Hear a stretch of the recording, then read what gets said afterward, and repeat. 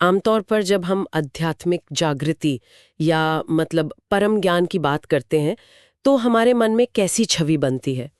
हम्म शायद यही कि कोई व्यक्ति वर्षों से आंखें बंद किए किसी पेड़ के नीचे बैठा है। हाँ, बिल्कुल। और एकाएक आसमान से कोई जादुई रोशनी आती है, एक तीव्र प्रकाश उत्पन्न होता है और रातों रात वो व्यक्ति एक सर्वज्ञानी महात्मा बन जाता है।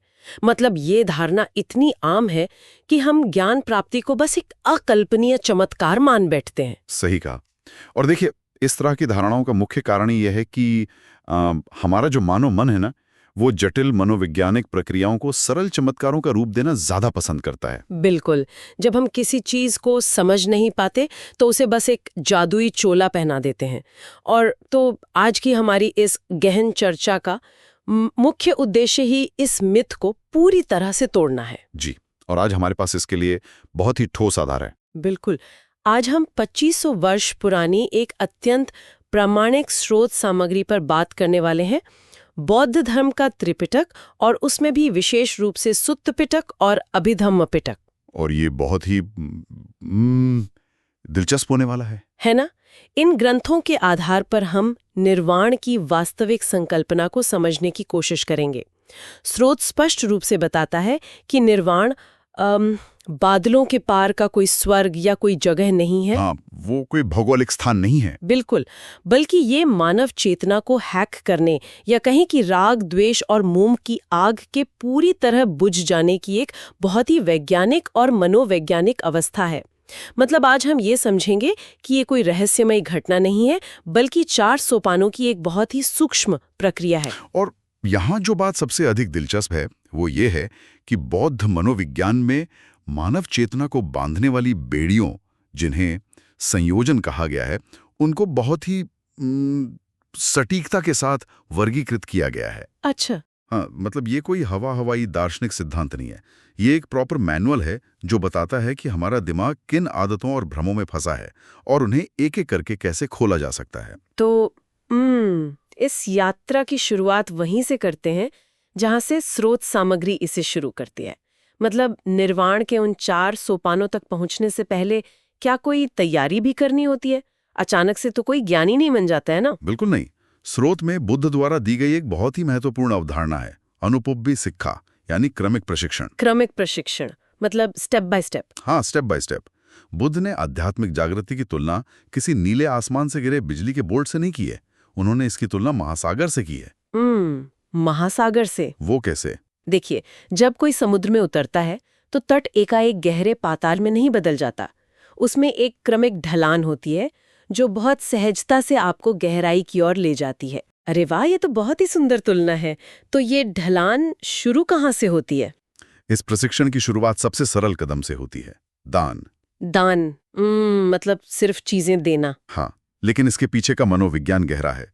दान की भावना मन से भौतिक वस्तुओं के प्रति आसक्ति और स्वार्थ को कम करती है।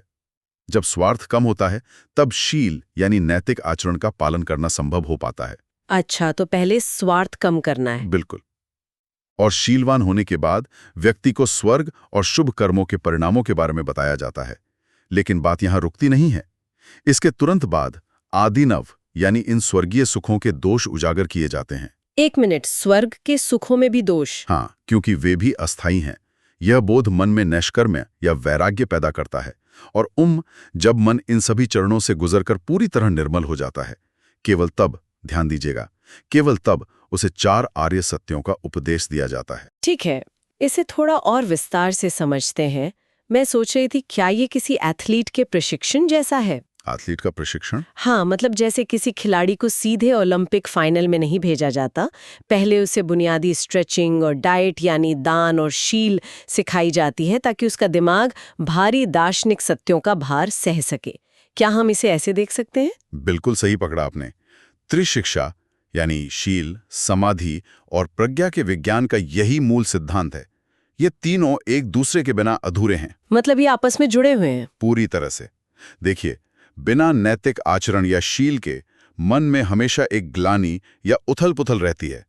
एक अशांत मन कभी गहरे स्तर पर एकाग्र नहीं हो सकता। हाँ, ये तो लॉजिकल है। तो समाधि के लिए शील अनिवार्य है और जब मन समाधि की अवस्था में पूरी तरह स्थिर हो जाता है, केवल तभी वो सच्चाई को उसके वास्तविक रूप में देख पाता है, जिसे हम प्रज्ञा कहते हैं। समझ गए।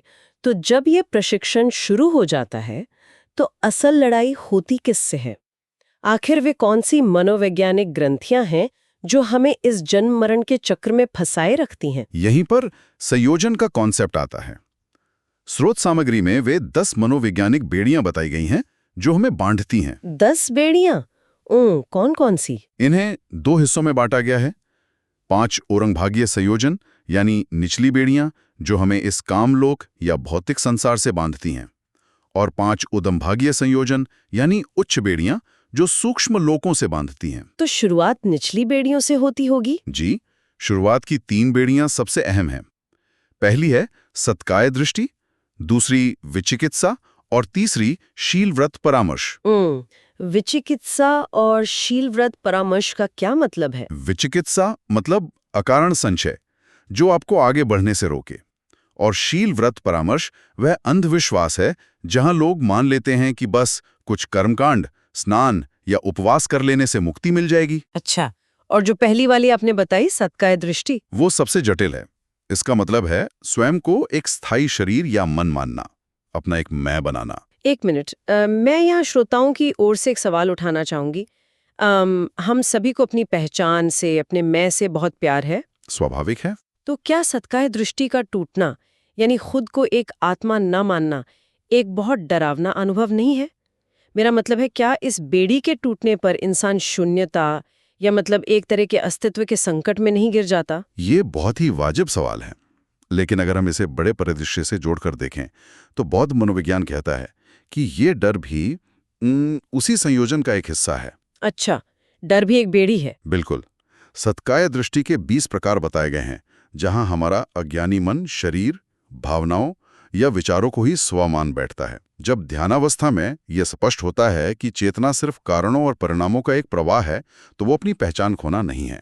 तो फिर वो क्या है? वह उस भ्रम से आजाद होना है जो सारे दुखों की जड़ है। ये बिल्कुल एक पिंजरे के टूटने जैसा है, जिसे पक्षी अपना पूरा संसार समझ बैठा था। पिंजरे का टूटना एक पल के लिए डरा सकता है, लेकिन असल में वो आजादी है। बहुत खूब। और जब कोई इस पिंजरे से पहली बार बाहर झांकता है, तो अज्ञानता की बेड़ियां टूटना शुरू होती हैं, और यहीं से निर्वाण के 4 सोपान शुरू होते हैं। चलिए, पहले सोपान की गहराई में चलते हैं, श्रोतापन। हाँ, श्रोतापन मतलब स्ट्रीम एंटरर, वह जिसने अष्टांगिक मार्ग की धारा में प्रवेश कर लिया है। मैंने स्रोत में पढ़ा था कि इस अवस्था में धर्म चक्षु यानी धम्म की आंख खुल जाती है, और वहां एक बहुत शक्तिशाली पंक्ति है, यम किंची समुद्य धम्मम सब्बंतम निरोध धम्मम। बिल्कुल, इसका अर्थ है कि जो उत्पन्न होता है वह समाप्त भी होता है। तो क्या इस समझ से बेड़ियां कट जाती हैं? जी, ये सिर्फ बौद्धिक समझ नहीं है, प्रत्यक्ष अनुभव है। जब ये दिखता है कि कुछ भी स्थायी नहीं है, तो सत्काय दृष्टि के सभी 20 प्रकार और बाकी 2 शुरुआती बेड़ियां जड़ से नष्ट हो जाती हैं। और स्रोत ये भी कहता है कि इसके साथ एक ब्रह्मांडीय नियम जुड़ जाता है कि इनका कभी निचले लोकों या नरक में पतन नहीं हो सकता है ना? हाँ, वे अधिकतम 7 जन्मों में पूर्ण मुक्ति पा ही लेते हैं। यहाँ से बात वाकई बहुत रोचक हो जाती है। ये तो एक वन वे टिकट जैसा है। मतलब एक बार आप इस धारा में गिर गए तो वापस अज्ञानता के अंधेरे में लौटना नामुमकिन है। एकदम सटीक तुलना है। और फिर आता है दूसरा सोपान, सकृदागामी, जो केवल एक बार और इस कामलोक में जन्म लेगा। यहाँ स्रोत बताता है कि इंद्रिय सुख की लालसा और क्रोध जड़ से खत्म नहीं होते, बस क्षीण हो जाते हैं। बिल्कुल। मैं इसे आधुनिक माइंडफुलनेस के नजरिए से देख रही थी, जैसे किसी पुरानी बुरी आदत की इच्छा उठती तो है, लेकिन हमारी सजगता इतनी होती है कि वो हम पर हावी नहीं हो पाती। क्या ये कुछ वैसा ही है? काफी हद तक। लेकिन इसे थोड़ा और गहराई में समझें। काम और क्रोध हमारे जैविक और विकासात्मक संस्कार हैं। सकृदागामी अवस्था में व्यक्ति की प्रज्ञा इतनी प्रखर हो जाती है कि ये सिर्फ विचारों का शुद्धिकरण नहीं रहता, बल्कि ये आवेग धीरे धीरे वाष्पीकृत होने लगते हैं। मतलब उनका जो मूल रसायन है वो वहीं सूखने लगता है। हाँ, बस पूरी तरह सूखने के लिए एक आखिरी जन्म की दरकार होती है। तो अब हम तीसरे चरण पर आते हैं, अनागामी। सकृदागामी के भीतर काम और क्रोध के जो क्षीण बीज बचे थे, वे अब तीसरे सोपान में पूरी तरह भस्म हो जाते हैं। ये चेतना के विकास की सबसे बड़ी छलांग है। अनागामी यानी नॉन रिटर्नर, जो वापस नहीं लौटता। जी।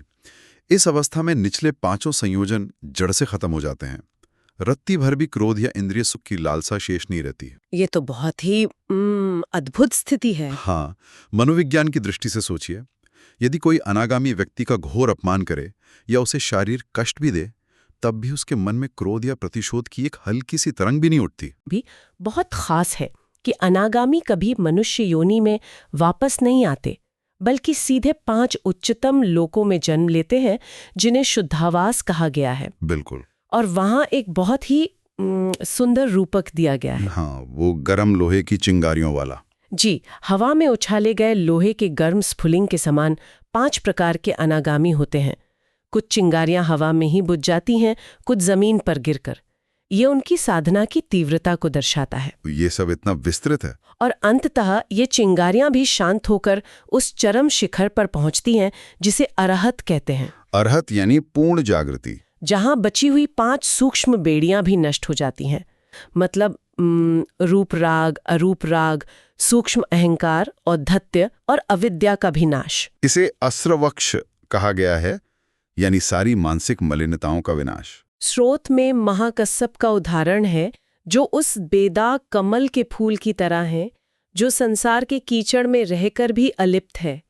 क्षीण हो गई जाति, पूर्ण हो गया ब्रह्मचर्य।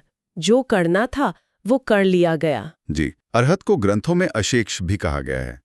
मतलब अब सीखने के लिए कुछ बचा ही नहीं है। लेकिन देखिए, यहाँ मुझे एक चीज खटक रही है। तो इसका असल मतलब क्या है? क्या खटक रहा है आपको? मैं सोच रही थी, यदि अरहत के भीतर सूक्ष्म अहंकार यानी मैं हूं का भाव बिल्कुल नहीं है, कोई इच्छा नहीं है, तो क्या वो एक भावना शून्य रोबोट बन जाता है? ये एक बहुत ही महत्वपूर्ण प्रश्न उठाता है, और ये शंका बहुत आम है। क्योंकि अगर इच्छाएं ही नहीं है तो जीवन तो बिल्कुल नीरस हो जाएगा ना। देखिए, सामान्य इंसान का मन इच्छाओं और भावनाओं में फर्क नहीं कर पाता। इच्छाओं का मिटना भावनाओं का मरना नहीं है। अच्छा। हमारा जीवन अहंकार के शोर से भरा है, जिसे हम जीवंतता समझते हैं। जब वो शोर शांत होता है तो पीछे पत्थर जैसी शून्यता नहीं आती। वो एक अचल शांति है जहां सिर्फ करुणा और विशुद्ध मैत्री शेष रहती है। वो पूरी तरह सजग और जीवंत होता है। मतलब प्रेरणा अब स्वार्थ नहीं बल्कि करुणा है। बहुत ही गहरी बात है ये। अच्छा, हमने ये तो समझ लिया कि कौन से सोपान है, लेकिन एक आखिरी सवाल जो मेरे दिमाग में घूम रहा है। पूछिए। मस्तिष्क या चेतना के स्तर पर ये विमुक्ति वास्तव में कैसे घटित होती है? क्या बेड़ियों का कटना वर्षों चलने वाली कोई धीमी प्रक्रिया है जहां हम उन्हें धीरे धीरे घिसते हैं? यहीं पर अभिधम्म पिटक का विज्ञान काम आता है। अभिधम्म के अनुसार ये कोई धीमी घर्षण की प्रक्रिया नहीं है। तो फिर ये कैसे होता है? इसे समझने के लिए मार्ग चित्त और फल चित्त के संज्ञानात्मक तंत्र को समझना होगा। ये थोड़ा तकनीकी लग रहा है। मैं आसान करता हूं। मार्ग ज्ञान एक अत्यंत क्षणिक, मतलब मिलीसेकंड की अतीन्द्रिय चित्तावस्था है, जो क्लेशों की जड़ों को एक झटके में काटती है। ये सीधे निर्वाण को अपना विषय बनाती है। और फल चित्त? ठीक अगले ही क्षण फल ज्ञान उत्पन्न होता है, जो इन क्लेशों के नाश से उपजी उस असीम शांति का अनुभव करता है। इसी के आधार पर 8 प्रकार के आर्य पुद्गलों का वर्गीकरण है। अरे वाह! तो अगर मैं इसकी तुलना करूं, तो ये किसी कंप्यूटर के ऑपरेटिंग सिस्टम के कोड को हैक करके वायरस को हमेशा के लिए डिलीट कर देने जैसा है। बिल्कुल, बहुत ही शानदार तुलना है। मतलब सालों का ध्यान और तैयारी एक तरफ, और वो एक माइक्रोसेकंड का मार्ग चित्त एक तरफ, जहां सिस्टम हमेशा के लिए बदल जाता है। एकदम सही। वर्षों की साधना सिर्फ उस एक क्षण को घटित होने के लिए जमीन तैयार करती है। तो हम इस चर्चा के अंत की ओर बढ़ रहे हैं। सुनने वालों के लिए इस चर्चा को समेटते हुए मैं बस यही कहूंगी कि 2500 साल पुराना त्रिपिटक कोई सामान्य ग्रंथ नहीं है। बिल्कुल नहीं। यह कॉज एंड इफेक्ट और बुद्ध के एहिपसिको यानी आओ और स्वयं देखो के सिद्धांत पर आधारित एक परीक्षण योग्य विज्ञान है। यह हमें सिखाता है कि दुख और अज्ञानता से मुक्ति एक व्यवस्थित प्रणाली से संभव है। ये कोई चमत्कार नहीं है। एक प्रॉपर रोड मैप है जिसे कोई भी फॉलो कर सकता है। जी, और अंत में मैं श्रोताओं को सोचने के लिए एक नए विचार के साथ छोड़ना चाहूंगी। आज हम न्यूरोसाइंस और ब्रेन स्कैनिंग यानी एफएमआरआई के युग में जी रहे हैं। हाँ, विज्ञान बहुत आगे बढ़ चुका है। तो यदि मानव चेतना वास्तव में अहम और अविद्या से पूरी तरह मुक्त हो सकती है, जैसा कि इस ऐतिहासिक और मनोवैज्ञानिक नक्शे में दिखाया गया है, तो क्या भविष्य में आधुनिक विज्ञान कभी अशैक्षिक या अरहत की उस अचल लहरविहीन चेतना को अपनी प्रयोगशाला में माप पाएगा? ये तो बहुत ही गहरा सवाल है। है ना? जब दिमाग में मैं का विचार हमेशा के लिए लुप्त हो जाता है, तो उस शांत अवस्था का भौतिक चित्रण कैसा होगा? क्या विज्ञान कभी निर्वाण का स्कैन ले सकेगा? हम आप सभी को इसी विचार के साथ छोड़ते हैं।